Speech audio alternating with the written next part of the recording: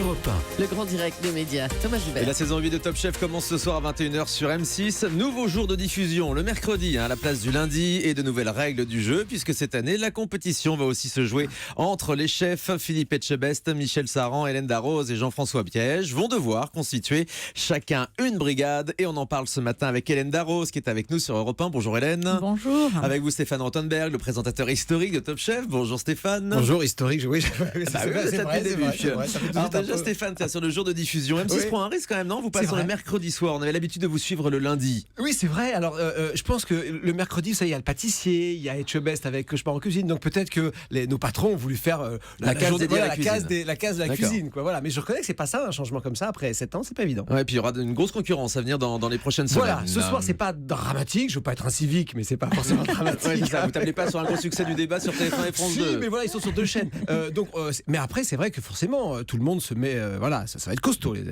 Alors j'ai dit, il y a un gros changement dans la mécanique de l'émission. Hélène Darroze, vous allez nous l'expliquer. Cette année, chaque chef va devoir constituer une équipe, en fait, c'est ça? Exactement. Dès ce soir, dès la première émission, on va, Philippe, Michel et moi, on va choisir des candidats parmi les 16 du départ. On va choisir 4 candidats chacun qu'on va essayer d'amener le plus loin possible jusqu'au bout. Et que vous comprenez bien, c'est quoi? C'est un petit peu comme dans The Voice. Du coup, vous aurez chacun votre équipe? On a chacun notre équipe. Alors, il y a des petites surprises après, tout au long du programme. Mais on a chacun notre équipe, en effet, de 4 candidats et on les coach, on leur donne des conseils. Alors, on cuisine pas du tout avec eux. On cuisine pas avec eux, mais on est à côté pour pointer du doigt les petites erreurs qu'ils pourraient faire, pour essayer de les amener sur d'autres chemins quand ils sont sur les mauvais. J'imagine que ça renforce aussi la compétition entre les candidats, mais aussi entre vous, entre les chefs. Oui, alors oui et non, parce que ça se fait très tendrement, quoi. Ça se fait dans la rigolade, ça se fait dans la bonne humeur, ça se fait. Voilà, moi. Il n'y a pas une envie particulière de gagner absolument pour vous. En tout Hélène cas, de Darroze mon côté, il n'y a pas eu. Moi, je me suis aussi attachée à des candidats, des brigades concurrentes, on va dire. Je crois tout ça s'est fait vraiment dans une ambiance très très bon enfant, dans la camaraderie, voilà. Et même quand il fallait justement, Philippe me donnait le petit conseil par rapport sur un truc que j'avais pas vu ou vice versa. Voilà, ça s'est vraiment fait. C'était dans une très très bonne ambiance, une très bonne humeur, quoi. C'est impératif, Stéphane Rothenberg, de faire évoluer cette émission au bout de la 8e saison.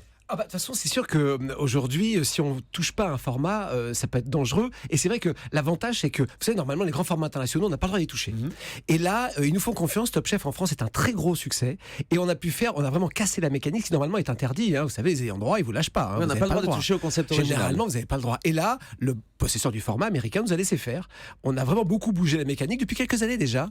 Et ils nous font confiance. Et c'est rare. C'est quasiment unique au monde de changer autant le format. Mais ils nous ont laissé faire. Le défi, c'est de relever les audiences, sinon ça risque d'être la dernière saison de Top Chef. Oh, j'en sais rien. Je pense pas que ce soit à ce point-là dramatique. C'est vrai que voilà, un format au bout de 8 ans, il marche moins qu'au bout de 3 ans. Mais on est encore très très fort. Voilà, on est encore très très fort. Je crois que c'est un carton en pub et depuis toujours. Donc on n'en est pas là. Mais c'est vrai qu'en revanche, on sait qu'il faut bouger, il faut pas s'encrouter, quoi. Et vous êtes déjà posé la question d'arrêter Top Chef ou vous êtes à la tête de l'émission autant que ça dure? Alors oui, je reconnais que je me suis pas posé cette question, mais en revanche, c'est vrai que je veux pas faire que ça. C'est vrai que moi, j'adore aussi faire l'aventure, faire tout ça. En revanche, j'adore ce moment. Les chefs sont des gens incroyables. C'est formidable de partager des moments avec eux, et c'est ma récréation d'hiver. Voilà. Et vous, Hélène, vous restez nous, aussi? on veut pas qu'ils changent. On veut pas qu'ils Gentil, changent. Hélène. Vous y tenez, Stéphane Rothenberg. Vous aussi, Hélène Darroze, vous restez tant que ça vous plaît, ou si un des chefs décidait d'arrêter, vous pourriez vous aussi arrêter? Je crois que si un des 3 autres partait, je me poserais des questions aussi. Chaque année, on se pose des questions de toute façon parce que c'est quand même beaucoup de temps, beaucoup d'implications, beaucoup de travail.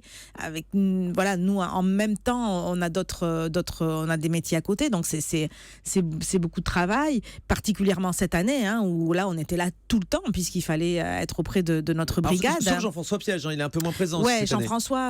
Jean-François, par désir, il est un peu moins présent. Il est là sur toutes les dernières chances, il est là sur quelques émissions, mais c'est vrai que lui n'a pas pris de brigade et n'a pas coaché de candidats. C'est ça. Mais sinon, voilà, c'est prenant. Donc, Je crois qu'à la fin de la saison, ils ont à peu près tous envie de pas recommencer. Et puis au bout de 3 semaines, un mois, c'est un peu pareil. Mais voilà, c'est tellement exténuant pour eux, ils bossent comme des fous, que je pense qu'à la fin, ils se disent, oh là là, mais tout ça pour ça.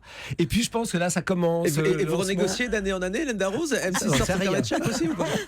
Ah ben ça fait partie des petits secrets. Ça veut dire oui. Du côté des candidats, vous arrivez toujours à trouver des bons candidats. Il y a toujours autant de professionnels qui veulent participer à Top Chef. Il y a du talent en plus. Thomas, il y a du talent. Et c'est vrai que oui. Alors c'est des pros. Donc c'est vrai que c'est pas à l'époque de Pékin Express, on avait 20 000 candidats. Bon, sur Top Chef, vous n'avez pas ça parce que c'est des pros. Donc c'est forcément déjà une niche. Mais ce qui est bien, c'est qu'on a toujours des gens qui bossent dans des étoilés, mais des gens qui ont leur bistrot, des petits jeunes qui sont très inexpérimentés. C'est ouvert à tout le monde. Et il y a des outsiders, des favoris, c'est ça qui est bien. Il y en a certains que vous allez chercher aussi. J'ai lu ce matin dans le Parisien, il y a Jean-François, champion du monde des traiteurs en 2015. Marion, qui est très très jolie puisqu'elle est mannequin. Karl, un ancien banquier. Tous ont des histoires à raconter et la production est venue les chercher pour participer à Top Chef. Voilà, on fait les deux. Il y a à la fois effectivement un appel à candidature et puis on va aussi chercher les gens. On appelle aussi les chefs. Est-ce que dans ta brigade, tu as des gens super, etc. Et ensuite, il y a quand même une sélection culinaire extrêmement stricte. Et puis ensuite, on va dire une sélection de production. On veut aussi qu'il y ait tous les âges et toute la France représentée. Ah, voilà. Donc il y a à la fois une sélection culinaire et puis on va dire une sélection un peu télé. Voilà. Ça sert à quelque chose de gagner Top Chef, Hélène Darroze? Je pense, parce que ça sert à quelque chose. Déjà, on gagne si on a du talent, et puis, mais c'est un vrai tremplin. C'est vrai que je veux dire, il suffit de voir tous les anciens qui maintenant sont étoilés, qui ont ouvert leur restaurant et qui réussissent. Il y a quand même aujourd'hui, et ça, bien sûr que ça change une vie. Ouais. Stéphane, on vous voit un petit peu moins qu'avant sur M6. Avant, on vous voyait un peu partout, tous les formats, la cuisine, l'aventure, les voitures, le patin à glace. C'est quand vous êtes calmé?